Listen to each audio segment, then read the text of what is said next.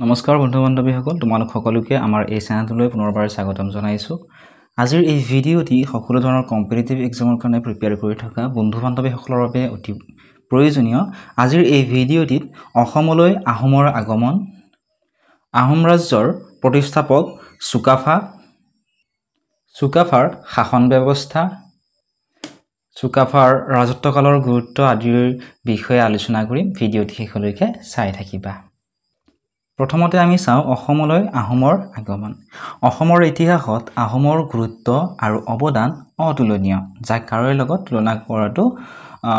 তুলনা কৰিব নোৱাৰি। খ্ৰীষ্টীয় 13 শতিকাৰ আগভাগত আহোমসকলে অসমৰ উত্তৰ পূব সীমান্তৰ পাটকাই পৰ্বতৰ পাংচৌ গিৰিপথ পাৰ হৈ অসমত প্ৰৱেশ কৰিছিল। তেওঁলোকসকলে কেতিয়া অসমত প্ৰৱেশ কৰিছিলে? খ্ৰীষ্টীয় 13 শতিকাৰ আগভাগত অসমৰ উত্তৰ পূব সীমান্তৰ যিখন পাটকাই পৰ্বতৰ আছে সেই পাটকাই পৰ্বতৰ পাংচৌ নামৰ গিৰিপথ পাৰ হৈ আহি অসমত প্ৰৱেশ কৰিছিলে। আৰু আহোমসকল আছিলে টাই জাতিৰ মানুহ। প্ৰায় কম্পিটিটিভ এক্সামসমূহত আহে যে আহোমসকল কোন জাতিৰ মানুহ? আহোমসকল হৈছে টাই জাতিৰ মানুহ। এওঁলোক মংগোলীয় মানৱ প্ৰজাতিৰ অন্তৰ্গত লোক। আহোমসকল হৈছে মংগোলীয় মানৱ প্ৰজাতিৰ অন্তৰ্গত লোক। বৰ্তমানৰ ম্যানমাৰ, চীন আদি দেশ টাই জাতিৰ মানুহৰ প্ৰধান বসতিস্থল। টাইসকল সাহসী আৰু শক্তিশালী লোক আছিল। তেওঁলোকৰ সাহস বীৰত্বত মুগ্ধ হৈ পুৰণি কামৰূপ ৰাজ্যৰ অধিবাসীসকলে তেওঁলোকক অসম অৰ্থাৎ অপৰাজেয় আখ্যা দিছিল। অসম অৰ্থাৎ যাৰ সমান কোনো নাই, এই অসম শব্দটোৱে মানুহৰ মুখত অহম হ'ল আৰু সেই অহম শব্দটোৱে কালক্ৰমত মানুহৰ মুখে মুখে এনেকুৱা ধৰণে কালক্ৰমত আহোম হৈ পৰিল। আহোম নামৰ পৰাই তেওঁলোকে প্ৰতিষ্ঠা কৰা ৰাজ্যখনৰ নাম অসম হৈছিল। আৰু অসম নামটো কেনেকৈ হ'ল ইয়াৰ বিষয়ে আন বহুতো কাহিনী শুনিবলৈ পোৱা যায়। আমি ক্লাছ 4ৰ কিতাপখনতো পাইছিলোঁ। গতিকে নেক্সট চোৱা, ইয়াতে জানিবলগীয়া ইম্পৰ্টেণ্ট কথাখিনি হৈছে আহোমসকল কোন জাতিৰ মানুহ?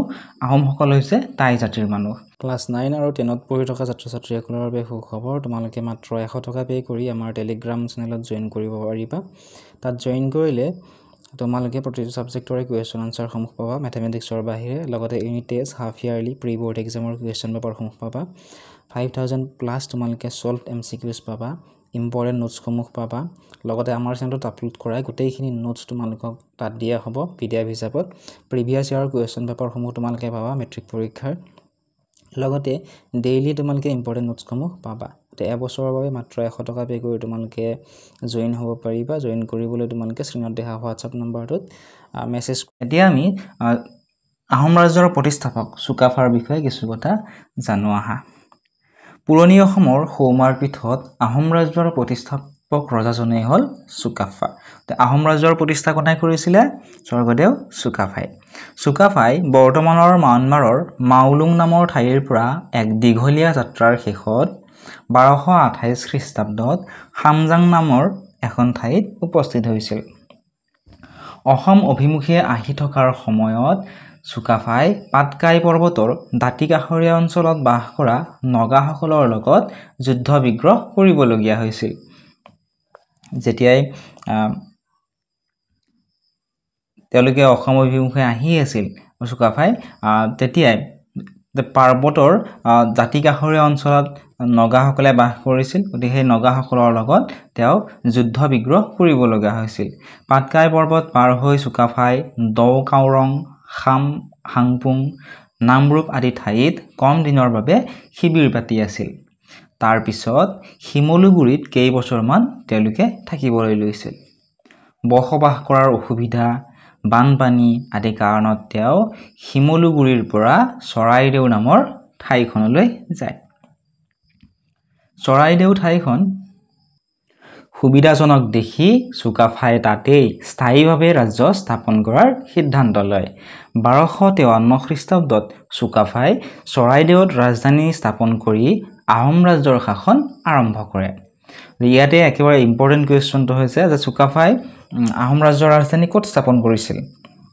চুকাফাই আহোম ৰাজ্যৰ ৰাজধানী স্থাপন কৰিছিলে চৰাইদেউত কিমান চনত 1253 খ্ৰীষ্টাব্দত চুকাফাই চৰাইদেউত আহোম ৰাজ্যৰ ৰাজধানী স্থাপন কৰিছিলে নেক্সট চোৱাচোন ৰাজ্য শাসন কৰিবলৈ লোৱাৰ আগতে চুকাফাই পাটকাই পৰ্বতৰ দাঁতিকাষৰীয়া অঞ্চলত বাস কৰা নগাসকলৰ সৈতে যুদ্ধ বিগ্ৰহ কৰিবলগীয়া হৈছিল নগাসকলক চুকাফাই অতি নিষ্ঠুৰভাৱে দমন কৰিছিল তাৰ বিপৰীতে চৰাইদেউ অঞ্চলৰ আশে-পাশে থকা মৰাণ বৰাহী আদি জাতিসমূহৰ প্ৰতি চুকাফাই আৰম্ভণিৰে পৰা বন্ধুত্বপূৰ্ণ মনোভাৱ গ্ৰহণ কৰিছিল কিহৰ কাৰণে তেওঁ বন্ধুত্বপূৰ্ণ মনোভাৱ গ্ৰহণ কৰিছিল যাতে তেওঁ ৰাজ্য শাসন কৰাত কোনো ধৰণৰ অসুবিধাৰ সন্মুখীন নহয় আৰু তেওঁ যুদ্ধ বিগ্ৰহ কৰি সময় কটাব তেওঁ বিচৰা নাছিল মৰাণসকলৰ ৰজাৰ নাম আছিল বদৌচা আৰু বৰাহীসকলৰ ৰজা আছিল ঠাকুমথা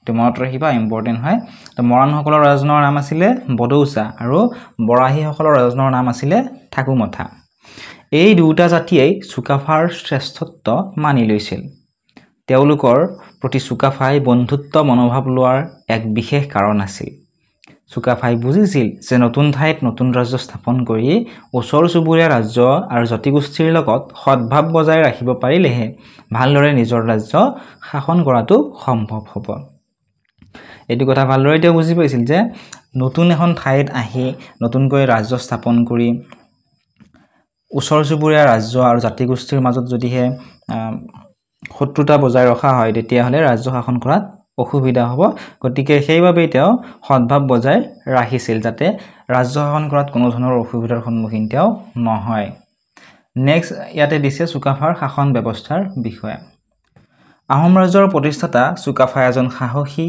জ্ঞানী আৰু দূৰদৰ্শী ব্যক্তি আছিল আহোম ৰাজ্যৰ প্ৰতিষ্ঠাতা কোন আছিল আহোম ৰাজ্যৰ প্ৰতিষ্ঠাতা আছিল চুকাফা হুদুৰ মাউলুঙৰ পৰা নতুন ৰাজ্য স্থাপনৰ উদ্দেশ্যে অসম অভিমুখে আহোতে তেওঁৰ সৈতে 8জন ডাঙৰীয়া সহ 9000 মান মানুহৰ এটা দল আহিছিল যেতিয়াই তেওঁ মাউলুঙৰ পৰা নতুন এখন ৰাজ্য স্থাপন কৰাৰ উদ্দেশ্য লৈ অসমৰ ফালে তেওঁ আহিছিল তেতিয়া তেওঁৰ সৈতে 8জন ডাঙৰীয়া আছিল আৰু প্ৰায় 9000 মান মানুহৰ এটা দল তেওঁৰ লগত আছিল অসমত উপস্থিত হোৱাৰ আগতে তেওঁৰ লগত অহা বহুতো মানুহৰ মৃত্যু হৈছিল আকৌ নতুন মানুহে তেওঁৰ দলটোত যোগ দিছিল তেওঁ অসমত উপস্থিত হোৱাৰ আগতে তেওঁলোকে বিভিন্ন ধৰণৰ অসুবিধাৰ সন্মুখীন হ'বলগীয়া হৈছিল যুদ্ধ বিগ্ৰহ কৰিবলগীয়া হৈছিল ফলত বহুতো মানুহৰ মৃত্যু হৈছিল কিন্তু নতুন মানুহেও আকৌ তেওঁৰ সেই দলটোৰ লগত যোগদান কৰিছিল চৰাইদেউত ৰাজধানী স্থাপন কৰি ৰাজ্য শাসনৰ সুবিধাৰ বাবে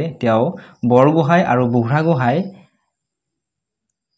নামৰ দুজন ডাঙৰীয়াৰ পদবী সৃষ্টি কৰিছিল কম্পিটিটিভ এক্সামসমূহত প্ৰায়ে এইটো কোৱেশ্চন আহি থাকে যে বৰগোহাঁই আৰু বুঢ়াগোহাঁই নামৰ পদবীৰ সৃষ্টি কোনে কৰিছিল উত্তৰটো হৈছে আহোম ৰাজ্যৰ প্ৰতিষ্ঠাতা চুকাফাই এওঁলোক দুয়োজনৰে সন্মান আৰু ক্ষমতা ৰজাৰ পিছতে আছিল প্ৰথম অৱস্থাত ৰাজ্যখন সৰু আছিল সেয়েহে যুদ্ধ বিগ্ৰহ ওচৰ চুবুৰীয়া জাতি আৰু ৰাজ্যসমূহৰ সৈতে সম্পৰ্ক স্থাপন আদি কথাবোৰ চুকাফাই নিজেই পৰিচালনা কৰিছিল প্ৰথম অৱস্থাত চুকাফাই প্ৰতিষ্ঠা কৰা ৰাজ্যখন বহুত সৰু আছিল সেই কাৰণে তেওঁ যুদ্ধ বিগ্ৰহৰ ক্ষেত্ৰত হওক বা ওচৰ চুবুৰীয়া জাতি আৰু ৰাজ্যসমূহৰ সৈতে সম্পৰ্ক স্থাপন কৰা আদি প্ৰায়বোৰ লাগতিয়াল কথাই চুকাফাই নিজেই পৰিচালনা কৰিছিল তেওঁৱে গোটেইখিনি চোৱাচিতা কৰিছিল ৰাজ্য শাসনৰ ক্ষেত্ৰত চুকাফাই কঠোৰ আৰু দয়াশীল এই দুই ধৰণৰ নীতি মানি চলিছিল দোষীক কঠোৰ শাস্তি প্ৰদান কৰা হৈছিল আনহাতে বৈশ্যতা স্বীকাৰ কৰা আন জাতিৰ মানুহৰ প্ৰতি চুকাফাই উদাৰ মনোভাৱ দেখুৱাইছিল বিশেষকৈ মৰাণ বৰাহী আদি জাতিৰ লোকসকলৰ প্ৰতি তেওঁ উদাৰ মনোভাৱ দেখুওৱাৰ লগতে তেওঁলোকৰ সৈতে বৈবাহিক সম্পৰ্ক স্থাপন কৰিছিল বৈবাহিক সম্পৰ্ক স্থাপন কৰাৰ উদ্দেশ্য এটাই আছিল যাতে যুদ্ধ বিগ্ৰহ বেছি নহয় অকাৰণত যুদ্ধ বিগ্ৰহ কৰি চুকাফাই নিজৰ শক্তি সামৰ্থ্য ক্ষয় কৰিব নিবিচাৰিছিল এই সকলোবোৰ কথাৰ পৰাই সাহস হিচাপে চুকাফাৰ দক্ষতাৰ প্ৰমাণ পোৱা যায় অকাৰণত যুদ্ধ বিগ্ৰহ কৰি নিজৰ শক্তি সামৰ্থ্য ক্ষয় কৰি জানো কিবা লাভ আছে সেই কথা তেওঁ ভালদৰে বুজি পাইছিল আৰু সেই সকলোবোৰ কথাৰ পৰা সাহস হিচাপে চুকাফাৰ দক্ষতাৰ প্ৰমাণ পোৱা যায় গতিকে আহোম ৰাজ্য কোনে প্ৰতিষ্ঠা কৰিছিলে চুকাফাই প্ৰতিষ্ঠা কৰিছিল এতিয়া ৰাজত্বকালৰ গুৰুত্ব সম্পৰ্কে ইয়াত কিছু কথা দিয়া আছে আমি চাওঁ আহাচোন ইয়াত দিছে যে আহোম ৰাজবংশই প্ৰায় 600 বছৰ ধৰি অসমত ৰাজ্য শাসন কৰিছিল ইয়াৰ পৰা এইটো কোৱেশ্চন আহে যে আহোমসকলে অসমত কিমান বছৰ শাসন কৰিছিলে 2018-19 চনৰ পৰীক্ষাত প্ৰায় এইটো কোৱেশ্চন আহিছিল কম্পিটিটিভ এক্সাম বিলাকত গতিকে উত্তৰটো হৈছে আহোম ৰাজবংশই প্ৰায় 600 বছৰ ধৰি অসমত ৰাজ্য শাসন কৰিছিল চুকাফাই প্ৰতিষ্ঠা কৰা আহোম শাসনে অসমৰ ইতিহাসত নতুন যুগৰ সূচনা কৰিছিল সময় আগবঢ়াৰ লগে লগে আহোম ৰাজ্যৰ সীমা আৰু ক্ষমতা বৃদ্ধি পাবলৈ ধৰে এই ক্ষেত্ৰত আহোমৰ সাহস বীৰত্বৰ ওচৰত অসমৰ থলুৱা জাতি জনজাতিসকলে পৰাজয় স্বীকাৰ কৰিছিল চুকাফাৰ নেতৃত্বত আহোম ৰাজ্যৰ যি সুদৃঢ় ভেটি স্থাপন হ'ল তাক আহোমৰ সফল আৰু দীৰ্ঘদিনীয়া ৰাজত্বৰ এক অন্যতম কাৰণ বুলি ক'ব পৰা যায়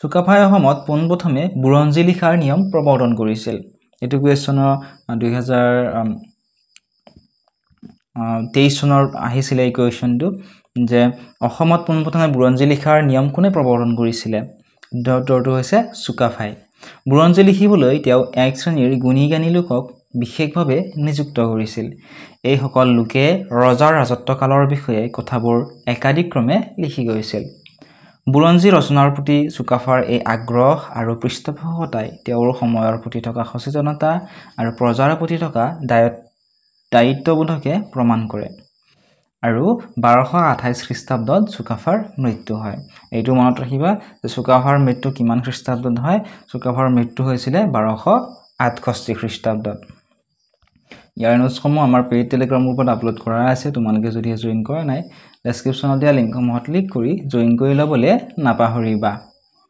নেক্সট চোৱা ইয়াতে দিছে অসমত বুৰঞ্জী লিখাৰ নিয়ম প্ৰথমে চুকাফাই প্ৰৱৰ্তন কৰিছিল আহোমসকলে ৰাজ্য স্থাপন কৰাৰ সময়ত পুৰণি অসমৰ বিভিন্ন ঠাইত বহুতো সৰু সৰু ৰাজ্য আছিল এই ৰাজ্য আৰু ৰাজবংশবোৰ একোটা জনগোষ্ঠীৰ নামেৰে জনা গৈছিল যেনে চুতীয়া কছাৰী জয়ন্তীয়া আদি মধ্য অসম অৰ্থাৎ বৰ্তমানৰ নগাঁও জিলাক কেন্দ্ৰ কৰি ভূঞাসকল ক্ষমতাশালী হৈ উঠিছিল কামৰূপক কেন্দ্ৰ কৰি গঢ়ি উঠা শক্তিশালী ৰাজ্যখন আছিল কমতা ৰাজ্য তলত দিছে আমাক আহোমসকলে অসমত প্ৰায় 600 বছৰ ৰাজত্ব কৰিছিল অৰ্থাৎ ইয়াত যিকেইটা একেবাৰে ইম্পৰ্টেন্ট পইণ্ট হয় একেটা আমাক ইয়াতে ধুনীয়াকৈ দি দিছে এইখিনি আছিল আজিৰ এই ভিডিঅ'টিত নেক্সট ভিডিঅ'টিত চুকাফাৰ পৰৱৰ্তী আহোম ৰজাসকলৰ বিষয়ে কিছু কথা আলোচনা কৰিম যদি ভিডিঅ'টো চাই ভাল পাইছা ভিডিঅ'টো লাইক কৰি দিয়াৰ লগতে চেনেলটো সাবস্ক্ৰাইব কৰি দিবলৈ নাপাহৰিবা আৰু ইয়াৰ লিংকটো যদি বিচাৰি নোপোৱা কমেন্ট সেকশনত তোমালোকে সুধিব পাৰিবা কমেন্ট সেকশনত মই আনসাৰটো